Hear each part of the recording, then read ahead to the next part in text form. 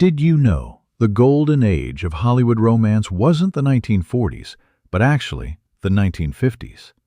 Critics have called this decade the perfect storm of star power, technical innovation, and boundary-pushing storytelling. While musicals and melodramas dominated theaters, it was the romance genre that truly blossomed, with directors daring to explore complex themes of duty, passion, and social class like never before. Number 20. The Quiet Man, 1952. John Ford's vibrant romantic comedy throws American boxer Sean Thornton into the emerald countryside of Ireland, where he falls hard for the fiery-tempered Mary-Kate Danaher. Their electric chemistry literally burns up the screen. Critics still rave about their rain-soaked first kiss that steamed up theater windows nationwide. What makes this film exceptional isn't just the technicolor landscapes that pop like postcards, but the cultural clash driving the romance. Wayne and O'Hara's legendary chemistry earned them the nickname the Fighting Lovers of the Silver Screen, with O'Hara later confessing she received dozens of marriage proposals after the film's release. The film was actually banned in several Irish theaters for its barbaric portrayal of courtship traditions, particularly the controversial wife-dragging scene that had feminists picketing theaters. Nevertheless, it grossed over $3.8 million against a modest $1.75 million budget and became a perennial St. Patrick's Day favorite. As film critic Bosley Crowther noted, Ford transforms what could have been mere stereotype into something profoundly moving about the collision of American individualism with traditional values. Number 21. The 7-Year Itch, 1955. Billy Wilder's comedic exploration of male fantasy and temptation gave us one of cinema's most iconic images, Marilyn Monroe standing over a subway grate as her white dress billows upward. But beneath the surface titillation lies a surprisingly thoughtful examination of marriage, fidelity, and fantasy versus reality. Tom Ewell's neurotic publishing executive, left alone for the summer while his wife vacations, finds his imagination running wild when Monroe's character, simply called the Girl, moves in upstairs. The censors forced Wilder to drastically alter the original play's ending where the affair was consummated, leading to the more ambiguous film conclusion that, ironically, made the movie even more provocative. Monroe reportedly filmed the famous subway grate scene at 3 a.m. on Lexington Avenue in New York, with thousands of spectators watching despite the hour. Her then-husband Joe DiMaggio was reportedly so furious about the filming that it contributed to their divorce shortly after. Film historian David Thompson called it a masterpiece of innuendo that suggests far more than it shows, while simultaneously making Monroe the decade's ultimate sex symbol. Number 20. Picnic, 1955.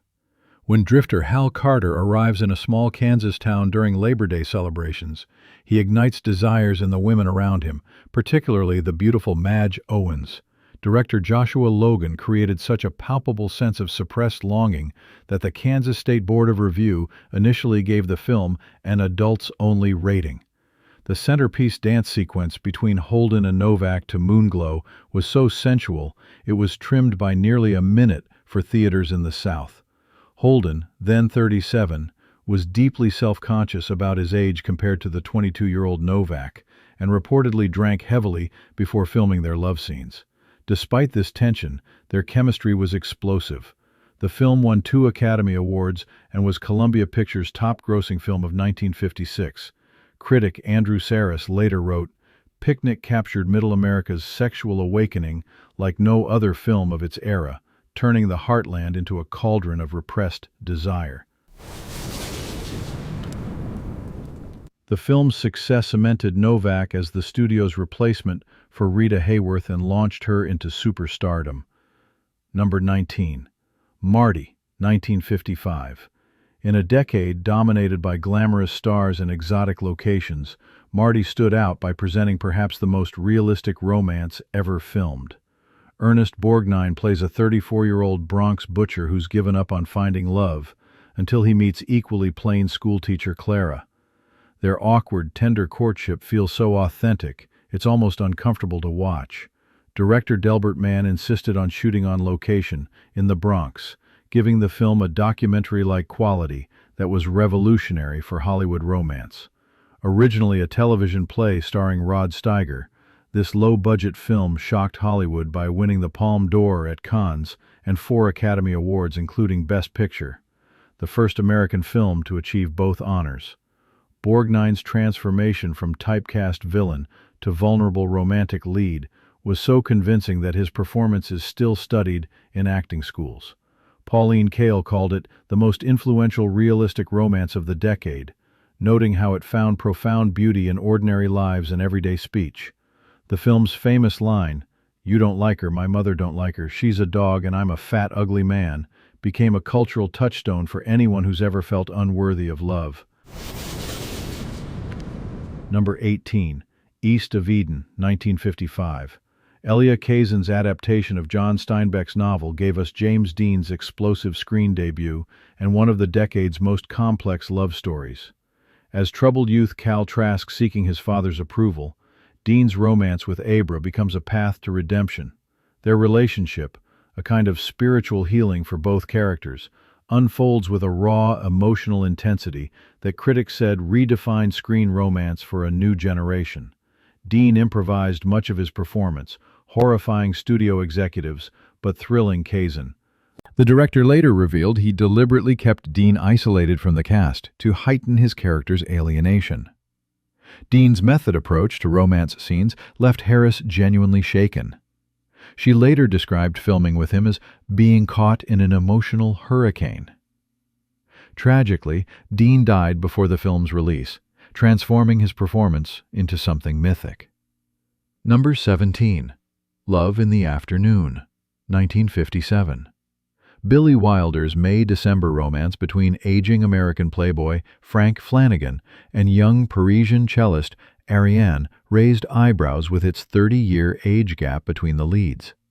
The film dances around impropriety by infusing their relationship with a fairy tale quality set against a glamorous Parisian backdrop.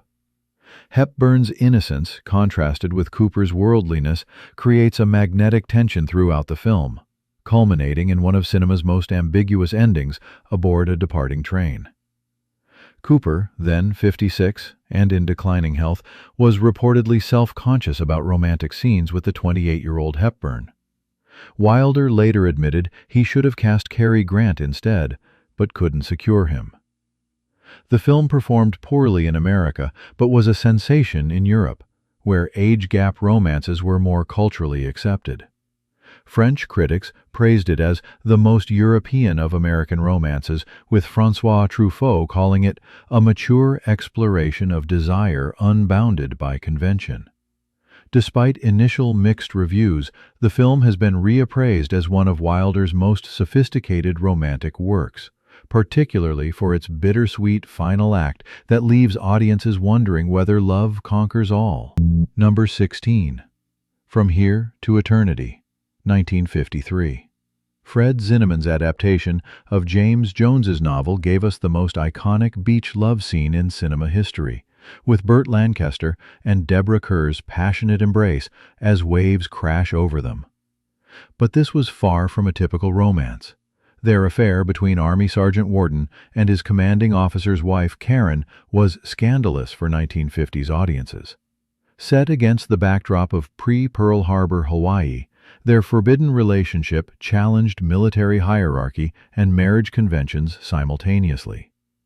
The beach scene was significantly toned down from Jones's novel, where the couple actually make love in the ocean. Even so, the scene was so provocative that theaters in more conservative regions reported walkouts. Lancaster and Kerr weren't the studio's first choices. Joan Crawford and Eli Wallach were originally cast before dropping out. The film won 8 Academy Awards and nearly doubled its budget at the box office. Film historian Mark Harris noted that the film transformed adultery from a moral failing into something almost noble, a rebellion against stifling institutions, making it a landmark in how Hollywood portrayed complex adult relationships. Number 15. Friendly Persuasion, 1956. William Wyler's tender portrayal of a Quaker family during the Civil War contains one of cinema's most authentic depictions of long-term marriage. Gary Cooper and Dorothy McGuire star as Jess and Eliza Birdwell, whose 20-year relationship is tested when war threatens their pacifist principles. Unlike typical Hollywood romances focusing on courtship, this film explores the subtle dynamics of an established marriage with remarkable sensitivity and warmth. The scenes of their gentle disagreements over a racing horse and organ music reveal how real marriages accommodate differences rather than demanding perfection. Cooper, known for playing strong, silent types, delivers a performance of surprising tenderness that critics called revelatory in its vulnerability. The film was shot in rural Indiana for authenticity, with locals serving as extras and consultants on Quaker customs. While commercially successful, its greatest achievement was showing that marital love could be as cinematically compelling as new romance.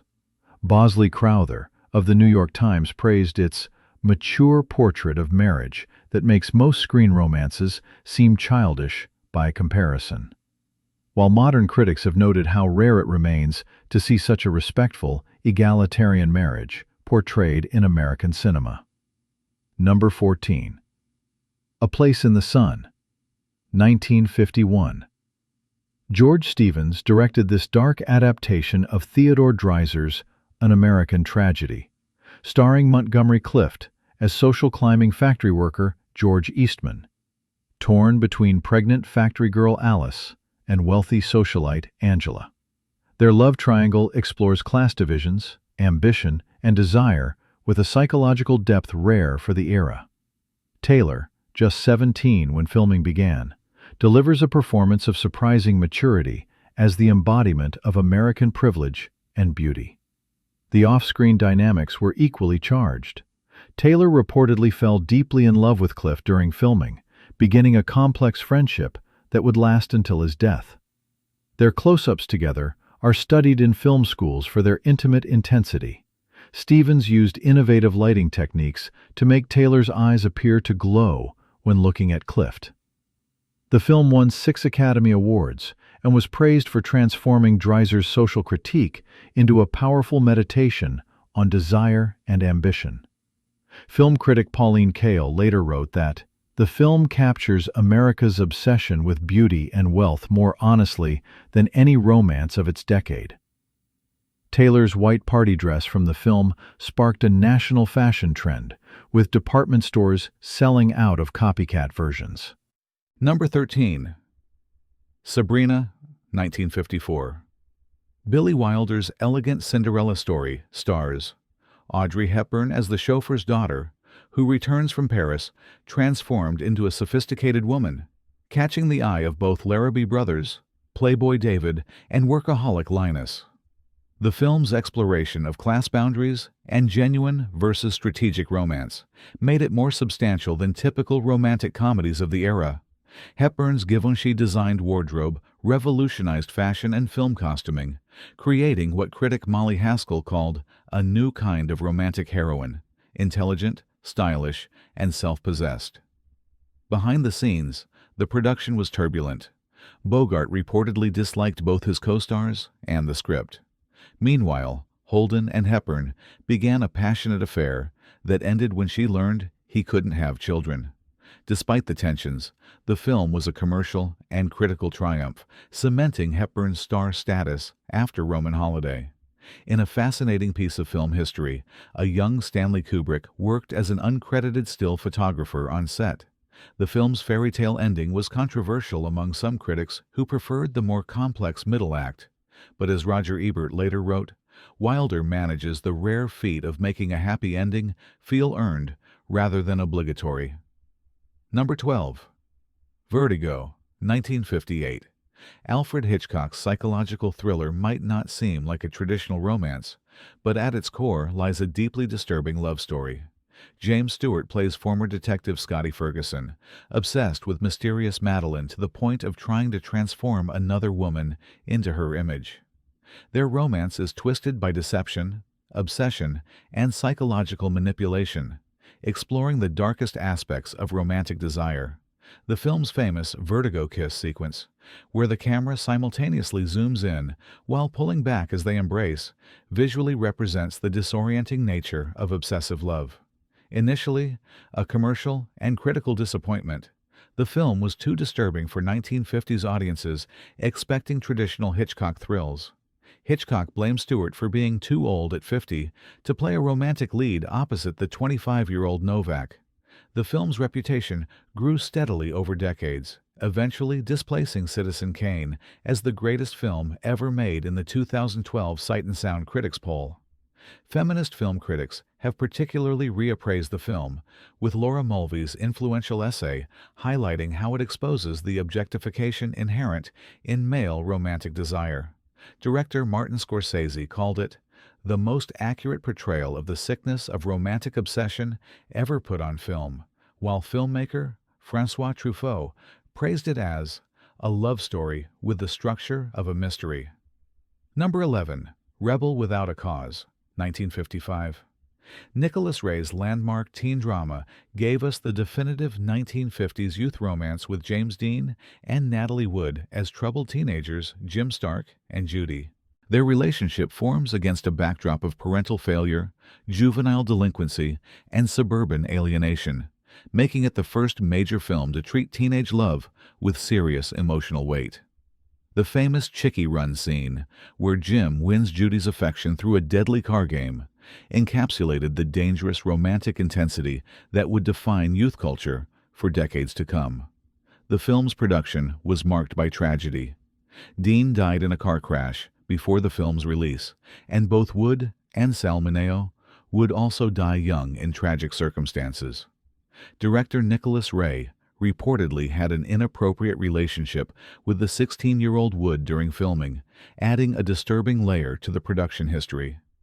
Despite its troubled background, the film struck a cultural nerve, with teenagers across America adopting the character's style, speech patterns, and romantic attitudes. Film historian David Thompson noted that Rebel redefined screen romance for a generation raised on prosperity but starved for meaning, while the film's influence echoed through subsequent decades in everything from West Side Story to Titanic. The Library of Congress selected it for preservation in the National Film Registry as culturally significant for its portrayal of American youth culture. Number 10. All About Eve, 1950. Joseph L. Mankiewicz's razor-sharp drama might seem more about ambition than romance, but it contains one of cinema's most mature and realistic portrayals of long-term love. The relationship between aging Broadway star Margot Channing and director Bill Sampson explores romantic insecurity, age differences, and career jealousy with remarkable sophistication. Their arguments and reconciliations feel startlingly modern, with dialogue that still crackles with authentic emotional complexity. In a fascinating case of life imitating art, Davis and Merrill fell in love during filming and married shortly after, though their relationship would last only 10 years, almost mirroring the film's somewhat ambiguous view of lasting romance. The film won 6 Academy Awards and set a record for most nominations that stood for decades. While much attention focuses on Davis's career-defining performance, critic Molly Haskell points out that the film's true innovation is showing a complex, romantic relationship between equals, neither idealized nor diminished. Marilyn Monroe appears in a small role, with Mankiewicz reportedly telling her to "just be sexy," advice that contrasts sharply with the film's otherwise nuanced portrayal of women's ambitions and desires. Number 9. Pillow Talk, 1959. The first of 3 romantic comedies pairing Rock Hudson and Doris Day revolutionized the genre with its playful approach to sexual politics. As a womanizing songwriter and professional interior decorator forced to share a party-line telephone, their antagonism gradually transforms into attraction.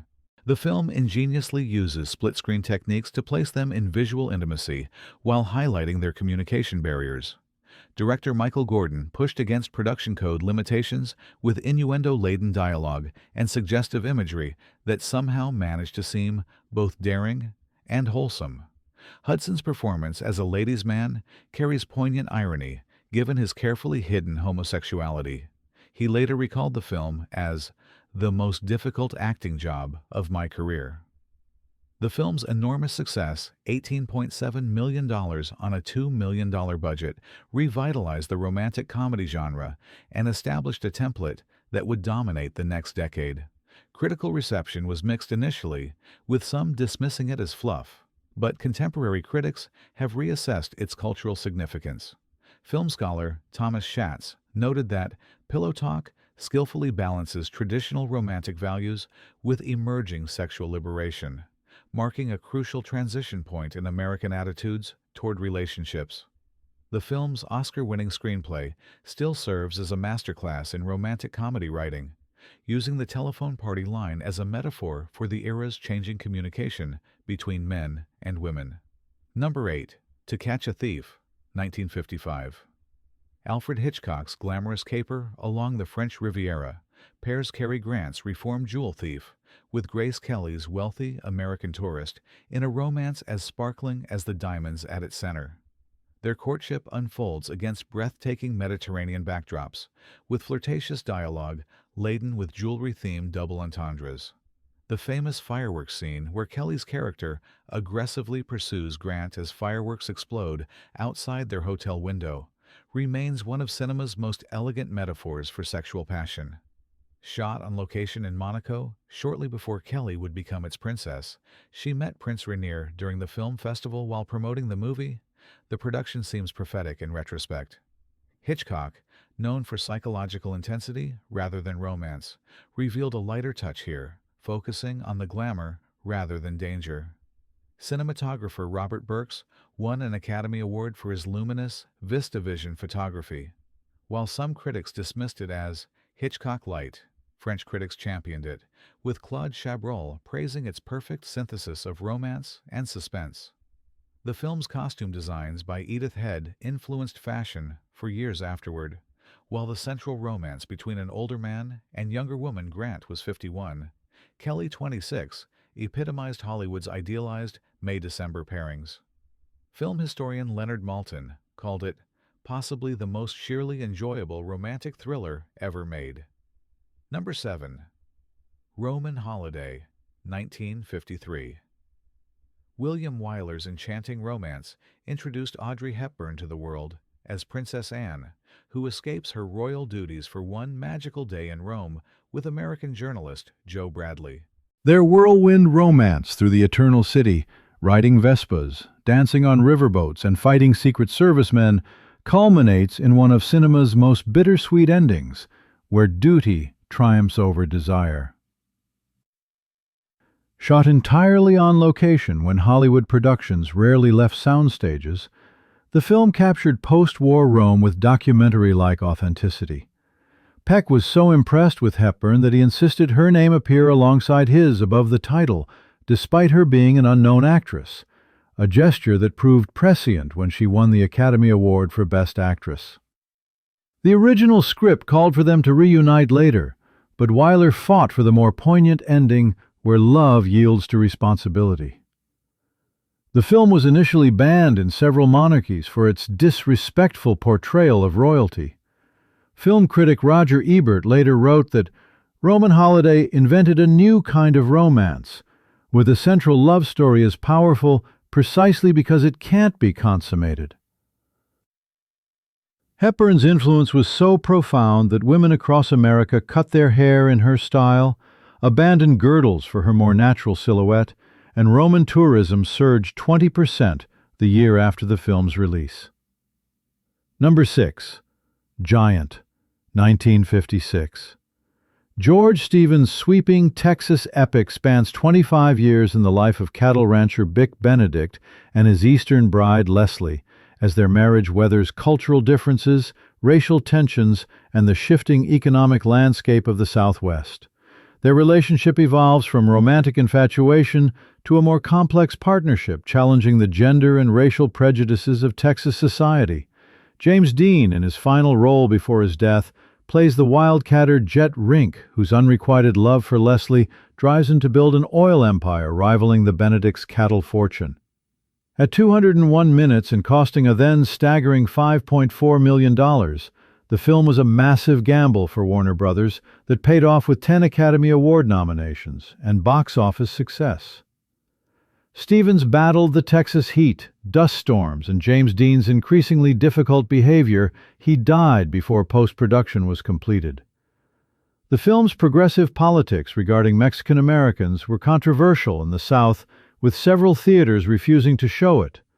Film historian Mark Harris noted that Giant transformed the Hollywood epic by placing a marriage, rather than historical events, at its center, suggesting that personal relationships could be as dramatically significant as wars or empires.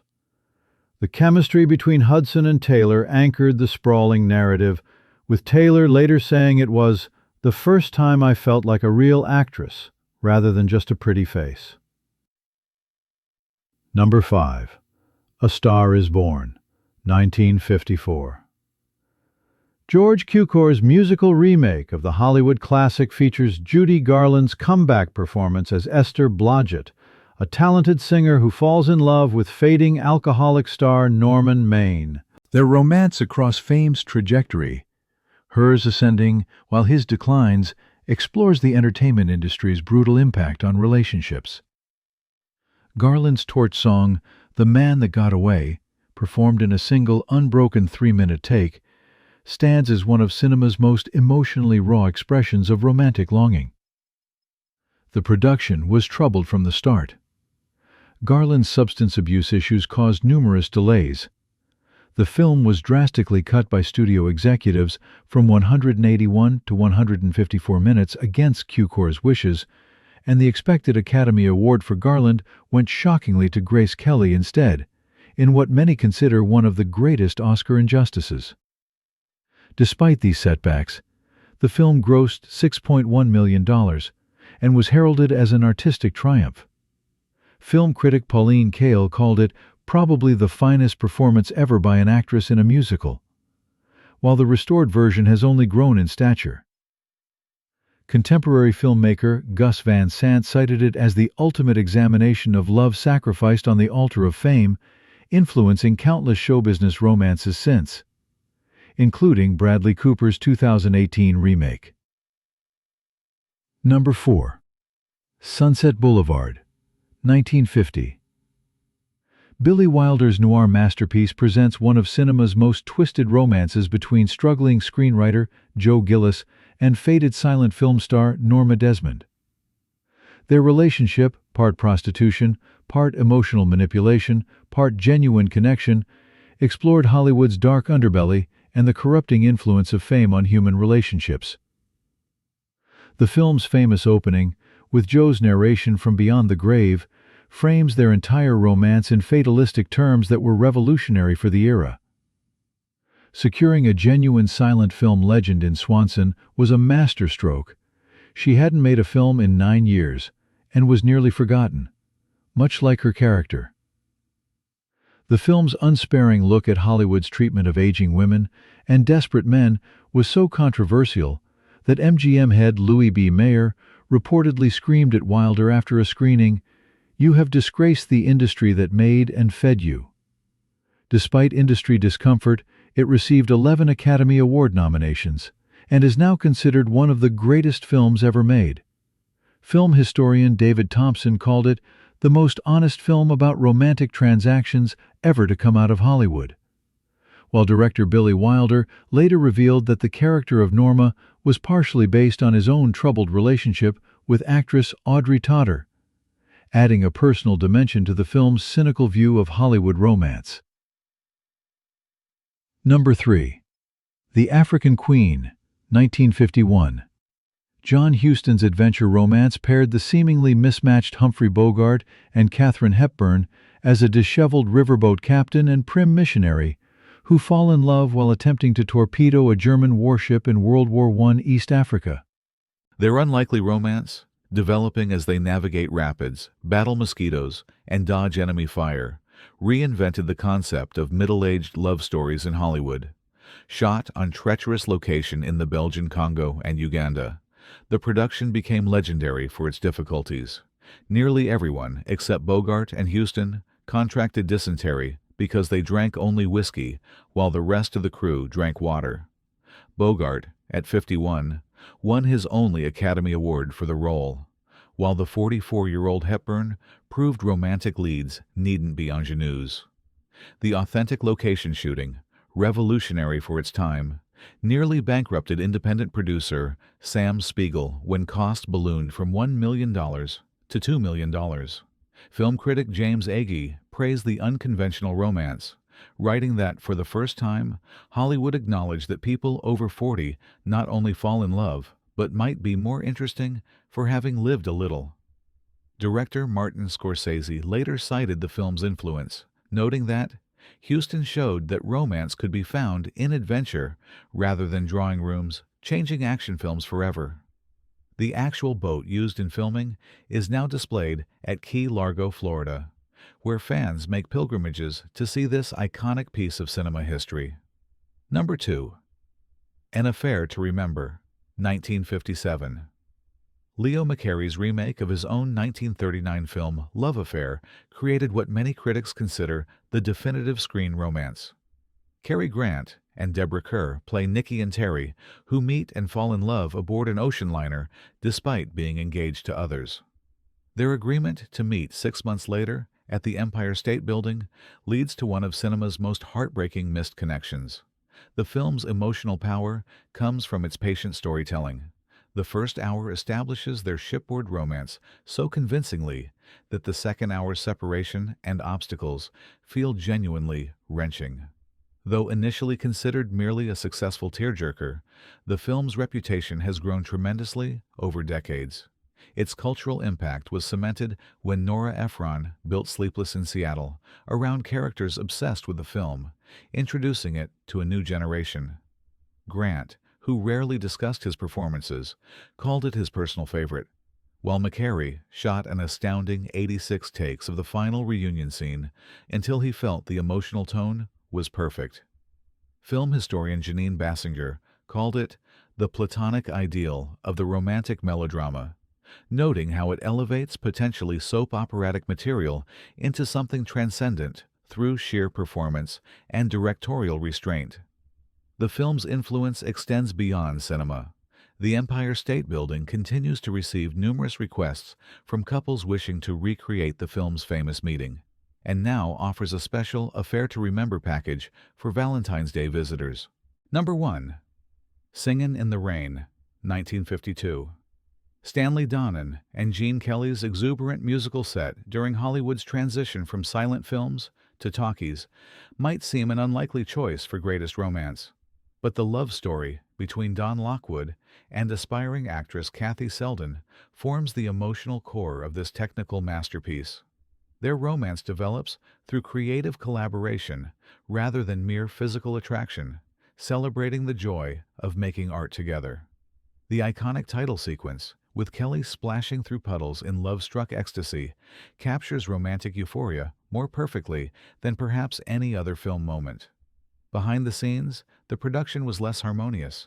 The 19-year-old Reynolds struggled with the demanding dance sequences, reportedly crying after Kelly's harsh criticism until Fred Astaire found her hiding under a piano and offered encouragement. Despite now being considered the greatest musical ever made, the film received only 2 Academy Award nominations and modest box office returns. Film critic Roger Ebert later wrote that, while most Hollywood romances of the era existed in drawing rooms, Singin' in the Rain placed love in the context of creative partnership, suggesting the most profound romance might be between people who inspire each other's artistic expression. The film's visual innovation was staggering. Kelly and Donen's dance sequences required rebuilding parts of the soundstage to accommodate their camera movements, while the Broadway melody sequence cost a then unprecedented $600,000 for a single musical number. Today, film schools study it as the perfect integration of romance, comedy, music, and dance. Did we get it right? Hollywood's golden era of romance continues to mesmerize audiences today, but the question remains, Are these manufactured visions of love responsible for our unrealistic relationship expectations? While we idolize these classic screen couples, most real relationships can never match their scripted perfection. Tell us in the comments, which films would make your list? And do you think classic Hollywood romances have ultimately helped or harmed our understanding of real love?